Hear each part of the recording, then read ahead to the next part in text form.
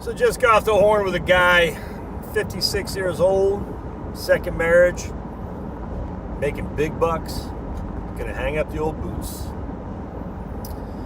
It's I love this stuff. I love being able to give people the gut check. Now, is he gonna hang up the boots for good? He's retiring at 55? Remember, my friends, retirement does not mean you're not ever working again, and it certainly doesn't mean you're taking Social Security. I cannot stress to you how many people think, well, I'm going to retire, which they think they have to take Social Security at that time. No, you don't. You don't have to take Social Security when you retire. Retire is just a word, like speed limit signs, just a word. It's in of itself, the word is meaningless. It's what you attribute to the meaning. I retired from my crappy old corporate gig. That's what I'm trying to say at 47 from USA. This guy's retiring from his crappy old corporate gig at such and such place at 55, 56. Is he taking Social Security? No. But how can he retire if he's not taking Social Security? Because Social Security is not contingent on when you retire. Social Security is contingent on how old you are. It's that simple. So my man's retiring, but he might do something else. In fact, he'll probably do some private consulting once he takes a year off. I call it a gap year. Kind of like I'm trying to get Chloe as my senior in high school. So man, just take a year off. Go down south into South America, Central America, and learn Spanish. I said, she goes, but what if the colleges won't accept me when I come back? I said, you still got your same SAT scores, which are 1370. Yeah, the Scanlon clan showing up again. And you got a year of Spanish under your belt. You got a year of maturity under your belt too. You're even more valuable now. So this guy said, look, he's been freaking working and traveling. I told him what my man Ed told me. And I've shared this with you before. I'll share it again though. Ed said to me, I met him for lunch. He's one of my clients. I met him in Manhattan. I was doing some seminars in Manhattan with this guy named Pete, who's Pete Molnar, long-term care guy. Loved old Pete. He was the best presenter I've ever seen in my life. This guy was, if you saw Pete, you would think, he's just a regular-looking guy. But man, he presented, he was fantastic. Loved Pete. Anyway, so me and Pete were doing this presentation on long-term care insurance, or just long-term care topics in Manhattan, someplace, I can't remember. And I was to meet some clients while I was down in the city. And but never forget, I met Ed. He had like $3 million, retired, 72 years old, owned his brownstone, whatever the hell they're called there in Manhattan. Dude, good fancy. Look at that guy. Speedy Gonzalez right there, fastest mouse on Georgia 400. But anyway, so Ed, we're meeting for lunch. I said, man, so what do you do with your time? He goes, I got all the time in the world. I said, well, what do you do? He goes, well, I don't have anyone to spend it with. I said, what do you mean? He goes, well, I'm divorced, man. That's why I do that. But I said, what, how old are your kids? He goes, hey, long story short. He said, man, Josh, one thing I can tell you is always be home for dinner. That's what he said. Always be home for dinner.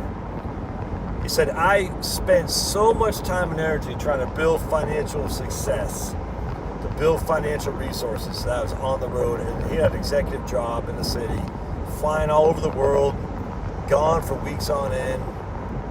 And what happened was his wife, he was never there. And his wife grew apart from him, and he did too. And I don't know if there's more to the story, but you can see that happen. People change, especially if you're not around. Oh, now you're doing that. Okay.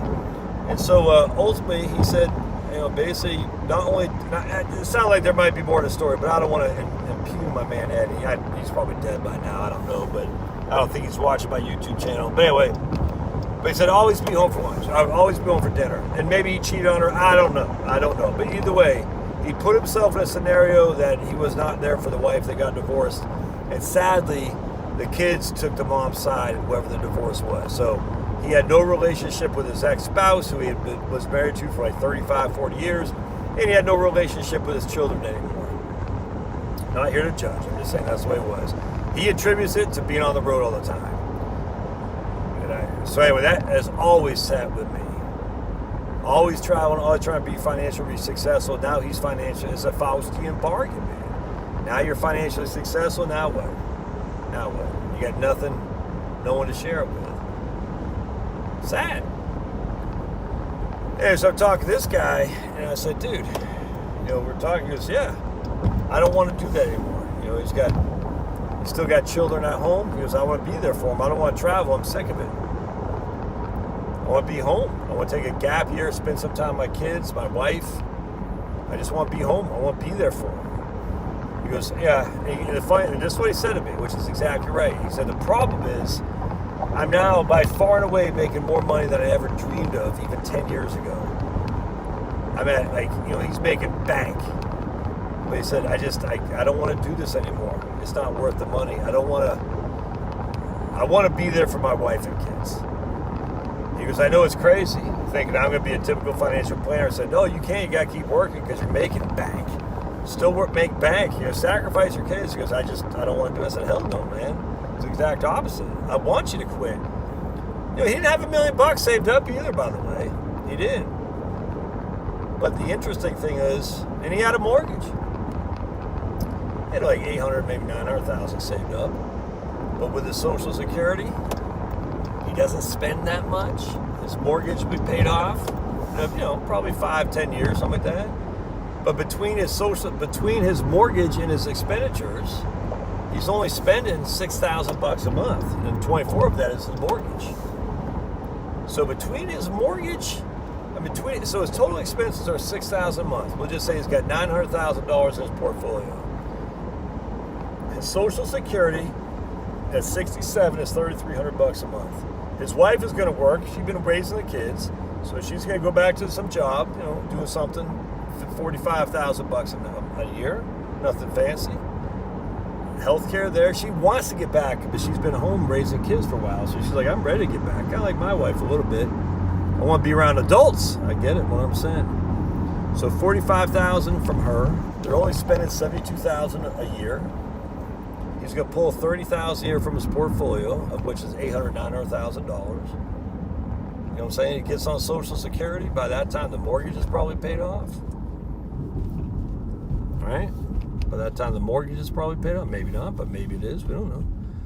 But either way, Social Security will be for him, $3,300 a month in today's numbers. He takes that 70. It'll be about $4,200 a month. That's 70. His mortgage is paid off. He don't spend that much money. He's still got, he spends $30,000 a year out of a $900,000 portfolio. That's a 3.5% distribution rate. So by the time 10 years comes from now, he'll be 67. He's still got, we'll say $700,000, $600,000. We'll just use that. Say it fell, whatever. Takes 5% off $600,000. That's $30,000 a year, plus his $40,000 a year from Social Security. His wife will have her Social Security, just say half of his, maybe $2,000 a month, depending on how much her PIA is. So it's kind of like, why keep striving when you got the resources now? Anyway, you can spend time with your kids, man. I bet you could do that too, I bet you, if you actually looked at the numbers, I bet you have the financial resources to do that as well. The question is, are you going to look at the numbers? I bet you don't, because most people don't look at their expenditures. You know why? Because you're making bank. You're like, no, this is the year, this is the time, I'm making all this money. I want to spend it. I want to spend this money because I'm making all this money. And this is what this guy was doing too. Basically he said, yeah, we don't really spend that much, but essentially we spend to our income allows. Like 100%, man. I bet you're doing the same. I'm doing the same thing too. So yeah, I don't need this, but I'm going to buy it because I got disposable cash flow. But once you put that away, my friends, and you start looking at your actual expenditures relative to your needs versus your wants, you start saying, my needs aren't that much. As long as I can police up my wants. Anyway, so 55, sacrifice his most earnings career ever. Is that a good move? You're damn right it's a good move. But it's not based on your assets, it's based on your expenditures. And if your expenditures are based on your current income flow, that's not the expenditures you want to use to define your retirement. You want to use your define your retirement, you say, I'm going to get rid of some of these wants. That doesn't mean you can't take vacation stuff. It just means, like I told you, I bought this thing, an Arrow Garden, a large Arrow Garden. It's $300 off, so I paid, what, $500, $400 for it. I didn't need it. I won't do that in retirement, if that makes sense. But you spend it while the cash flow is good. If you're gonna, that's a want. It's actually just a luxury spending I probably never should have done, but be that as it may, I did. And I won't do that in retirement. So my expenditures now, when I actually look at what I really truly spend, it won't be that Arrow Garden. It'll just be basic stuff. Which means at 55, you can hang up the boots. I bet you can too. As long as we get rid of Slowpoke Rodriguez now. Or is it Slowpoke Gonzalez? That's it. Speedy Gonzalez, Slowpoke Rodriguez. Got Slowpoke Rodriguez in front of me here. The slowest mouse in Mexico.